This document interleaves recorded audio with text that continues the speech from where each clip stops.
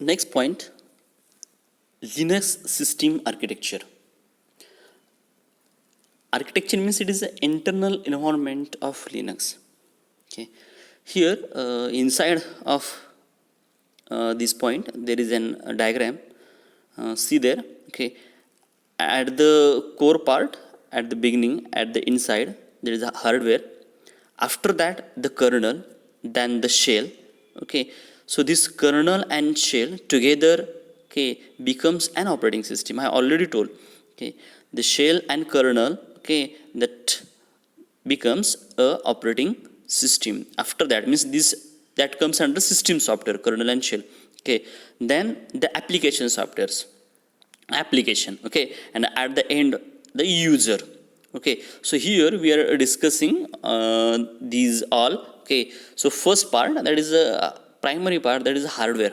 Okay, so okay, we already discussed this term, okay, before in one lecture. Okay, so hardware, that is the physical devices to whom we see, we feel, we touch, like hard disk, RAM, motherboard, CPU, etc. आपण ह्या अगोदरच बघितलं hardware electronic पासून बनलेलं जे काय असेल ते ज्याला आपण बघू शकतो, स्पर्श करू शकतो, ज्याच्यामध्ये रॅम, मदरबोर्ड, CPU असं येतं. ओके, पुढचा पार्ट बघूया आपण. Okay, next one is the actually kernel. So the I told operating system is consist of kernel and shell, combination of these two. Okay, most of the functions of operating system is performed by the kernel, okay, and few by the shell. So kernel is the core part, primary part of the operating system, and it directly communicate with the hardware. Okay, so kernel is closer to the hardware, so it directly communicates with the hardware. Okay, so kernel performs a functioning, that is a memory management, process management, device management, interrupt handling and scheduling. Okay, in coming video lectures I will explain all functions. Okay, now in short, assume for any program to execute it requires a memory. Okay, so allocation and deallocation of memory. Okay, to process, okay, require necessary a processor. And if that process require any input and output resources, then it arranges. Okay, so all that kind of functioning is performed by the kernel.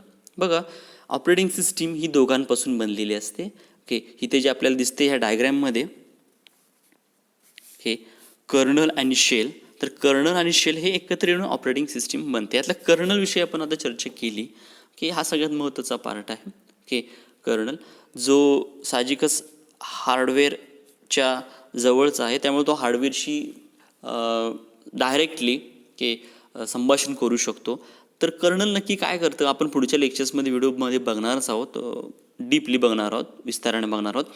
तर आता फक्त थोडक्यात सांगतो. तर colonel काय करतं, एखादी process सुरू करणं असेल, त्या प्रोसेसला जर कारण प्रोसेस सुरू व्हायची म्हणजे ती रॅममध्ये लागते, मेमरीमध्ये लागते, तर मेमरीमध्ये जागा उपलब्ध करून देणं असेल, प्रोसेस संपल्यानंतर मेमरीमधून तिला काढून टाकणं असेल, प्रोसेसर लागतो, प्रोसेसर त्याला उपलब्ध करून देणं त्या प्रोसेसला, इनपुट डिव्हायसेस किंवा आउटपुट डिव्हायसेस लागतात. कधी कधी आपल्याला डेटा प्रोसेस कंटिन्यू जर व्हायची असेल, एक्झिक्युशन करायचं असेल, तर इनपुट द्यावं लागतं, तर रिझल्ट आउटपुटला दाखवावा लागतो. हे सगळं जे काय काम असते हे सगळं कर्नल करतं. त्यामुळे ऑपरेटिंग सिस्टीमचं जे काय सगळ्यात महत्त्वाच्या बाबी जे काय आहेत, कार्य आहेत, ही कर्नल करतो, थोडीफार कामं शेल करतो. ओके, तर पुढचा पार्ट आता शेल बघूयात आपण. Okay, shell. So shell is the bridge between user and kernel. जर आपण पाहायला गेलं इथं तर दिसेल तुम्हाला. ओके, शेल जे आहे, ओके, हे कर्नल आणि युजर, ओके, याच्यामधला हा एक ब्रिज आहे, दोघांमधला एक इंटरफेस आहे, माध्यम आहे.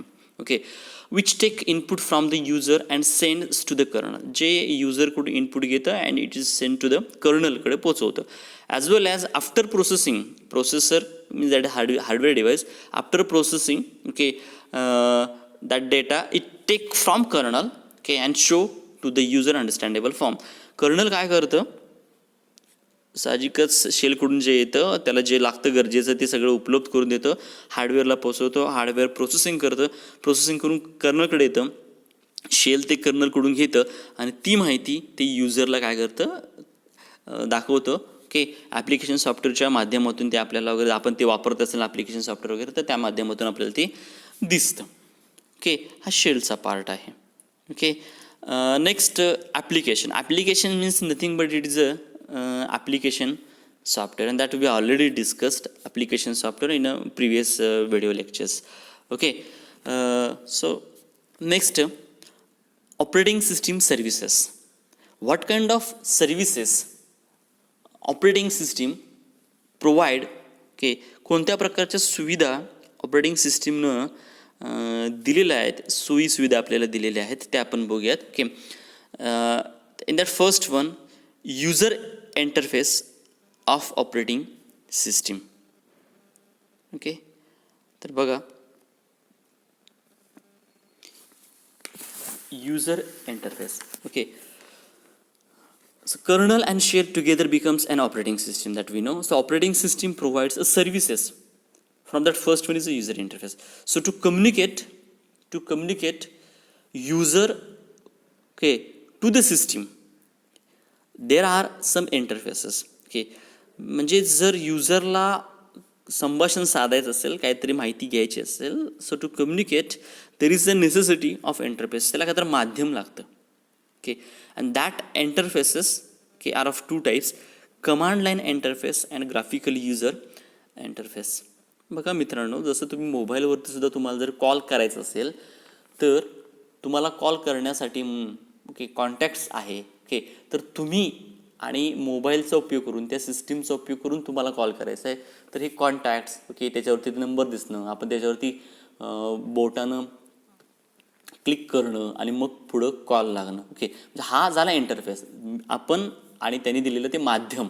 ओके, हा इंटरफेस झाला. मग हा जे माध्यम मिळतं आपल्याला, ओके, हे माध्यमच that is called as a interface.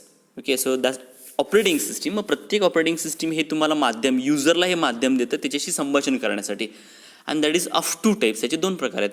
एक कमांड लाईन इंटरफेस आहे आणि दुसरा ग्राफिकल युजर इंटरफेस आहे. जे सध्या आपण वापरतो मोबाईलवरती हे ग्राफिकल आहे, तिथं आपल्याला आयकॉन, चित्र वगैरे दिसतात. ओके, पण जुने ओल्डर जे काही सिस्टीम्स होते, ओके, ओल्डर जे काही कम्प्युटर्स होते, in that there is no available of any graphical interfaces, where the available is only a command line interface. So as a name, okay, command line interface, okay, means that name suggests also command line. Okay, here user have to enter command in a text format. In a command line interface, user give the instruction in a form of command, and that command must be in a text format. Okay, so one thing here, that user must remember the command. बघा, command line इंटरफेसमध्ये तुम्हाला command, साहजिकच सिस्टीमकडून काम घ्यायची म्हणजे तुम्हाला command द्यावे लागतात. जसं तुम्ही कॉल करताय, SMS करताय, तर हे SMS साठी किंवा कॉल करण्यासाठी तुम्ही त्या कॉलवरती क्लिक करताय आणि ही कमांड देताय तुम्ही. सेम तशाच जर तुम्हाला कमांड द्यायच्या असतील त्या मशीनला, तर तुम्हाला त्या कमांड्स टेक्स्ट फॉर्मॅटमध्ये इनपुट करायच्या लागायच्या. त्यामुळे तुम्हाला त्या कमांड तिथे दिसत नव्हत्या, तुमच्या लक्षात तुम्हाला त्या कमांड पाहिजेत. म्हणजे या कमांड लाईन इंटरफेसची एक जरा निगेटिव्ह बाब जर सांगायची म्हटली तर मर्यादा, तर तुम्हाला त्या कमांड पाठ पाहिजेत. Okay, another interface to communicate with the operating system, okay, by the user, that is GUI. Okay, graphical user interface. Here images, menus, icons are available. User just use a pointing device like mouse to point and give the commands. दुसरं माध्यम जर interface देण्यात येतो, जो तुम्हाला, ज्याचा उपयोग करून तुम्ही ऑपरेटिंग सिस्टीम सोबत बोलू शकता, सूचना देऊ शकता, तो म्हणजे ग्राफिकल इंटरफेस आहे, ज्याच्यामध्ये तुम्हाला आयकॉन्स दिसतात. जसं तुम्हाला माय कॉम्प्युटरचा आयकॉन दिसतो. ओके, हे जे काही दिसतं तुम्हाला, ओके, माय डॉक्युमेंट दिसतं, रिसायकल बिन दिसतं, ओके, हे जे काही तुम्हाला आयकॉन्स दिसतात, ओके, हे ग्राफिकल युजर इंटरफेसमध्ये येतं. ओके, जसं आपल्या मोबाईलला पण आपल्याला गॅलरी दिसतं, की प्ले स्टोअर दिसतं, हे आयकॉन्स आहेत. ओके, हे ग्राफिकल युजर इंटरफेसमध्ये येतात. ओके, इथं फक्त तुम्हाला पॉईंट करावं लागतं, म्हणजे माऊसचा उपयोग करून, किंवा आपण मोबाईलवरती टच पॅड असतं त्याच्यावरती आपण बोटाचा उपयोग करतो, ह्याला ग्राफिकल युजर इंटरफेस म्हणतात. इथं तुम्हाला काय आठवणी ठेवायची गरज भासत नाही. Next service is a program execution. Okay, पुढची सर्व्हिस आपण पाहतोय that is a program execution. Okay, in that program execution means user gives a program or job to the operating system. So operating system create that process, load into the process, load into the memory, handle their program execution, provide a mechanism for process synchronization. Means synchronization means एकाच वेळी बऱ्याचशा गोष्टी घडून येणं. Means simultaneously system can execute more than one job, it can perform more than one job and provides a mechanism for process communication.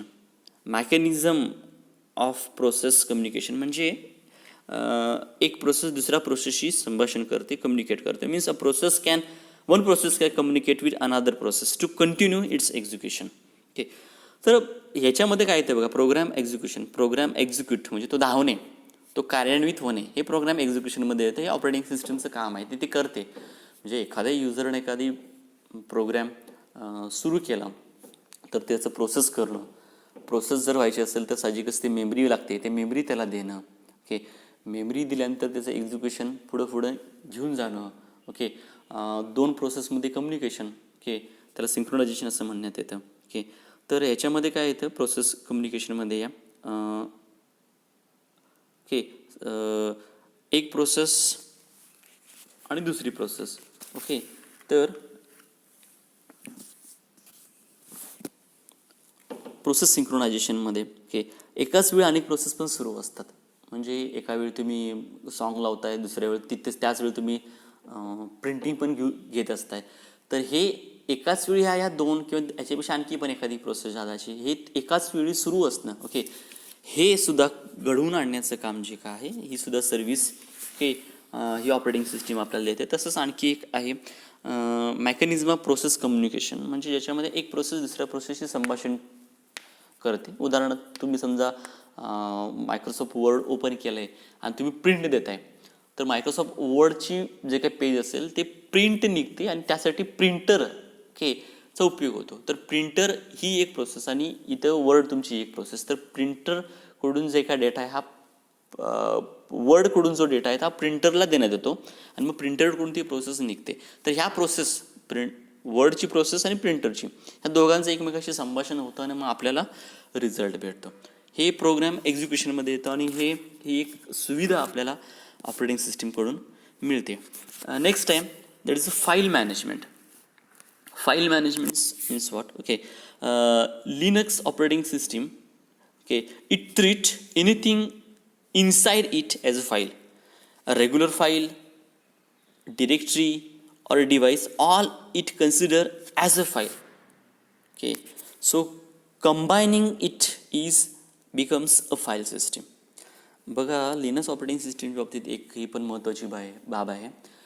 Linux operating system सगळ्याच गोष्टी त्याच्या आतमध्ये जे काही आहेत, प्रोग्रॅम्स आहेत, काही इव्हन हार्डवेअर पण आहे, तर ही ऑपरेटिंग सिस्टीम सगळ्यांनाच फाईल म्हणून बघते. आपल्याला फाईल माहिती आहे, वर्डची फाईल, एक्सेलची फाईल, प्रोग्रॅमिंगची file, MP3 file, MP4 file, या फाईल्स आहेत. ओके, तर लिनक्स काय करते, ह्यांना फाईल म्हणून बघतेच, त्याच्यासोबत डिरेक्टरीला सुद्धा ती फाईल म्हणूनच बघते. डिव्हाइसच्या संदर्भानं कुठल्या असेल, हार्ड डिस्क असेल, रॅम असेल, सगळ्यांना कीबोर्ड माऊस या सगळ्यांना सुद्धा ती फाईल म्हणूनच बघते. त्यामुळे लिनक्समध्ये जे काही आहे ही सगळी फाईल सिस्टीमच म्हणजे याला पाहण्यात येते. ही कशी गरज काय? So to it easily work on a system और to access information easily, to navigate and uses a file system plays very necessary और इम्पॉर्टंट रोल. तर बघा, ही गरजेची का? तर आपल्याला डेटा जर ॲक्सेस करायचा असेल, पटकन मिळवायचा असेल, तर तो डेटा कशाच्या आतमध्ये आहे हे लक्षात यावं, सहजगत्या आपल्याला तो मिळवता यावा, ठेवता यावा. ओके, एका ठिकाणी दुसऱ्या ठिकाणी आपल्याला तो घेऊन जाता यावा. ओके, यासाठी फाईल सिस्टीम खूप महत्त्वाची आहे. ओके, सो आपण आता पाहतोय की डिरेक्टरीसुद्धा ती फाईल म्हणूनच बघते. सुद्धा directory file contains inside it a regular file or a directory file or a device file. So each parent directory keep track of child file information. बघा तर आपण डिरेक्टरी फाईल म्हटलं तर डिरेक्टरी फाईलच्या आतमध्ये आपल्या रेग्युलर फाईल म्हणजे जशी वर्ल्ड एक्सेल पॉईंट म्हणतो तशा पण फाईल असू शकतात. त्या डिरेक्टरीच्या आतमध्ये दुसरी डिरेक्टरी असू शकते, पण आपण त्याला डिरेक्टरी फाईल असं म्हणतो, डिरेक्टरीलाच डिरेक्टरी फाईल असं म्हणतो. तसंच डिव्हाइसची इन्फॉर्मेशन ज्याच्यामध्ये आहे ते डिव्हाइस फाईलसुद्धा हे डिरेक्टरी फाईलच्या आतमध्ये असतात. मग ती डिरेक्टरी फाईल जी आहे that is a parent directory. It contains information about the child.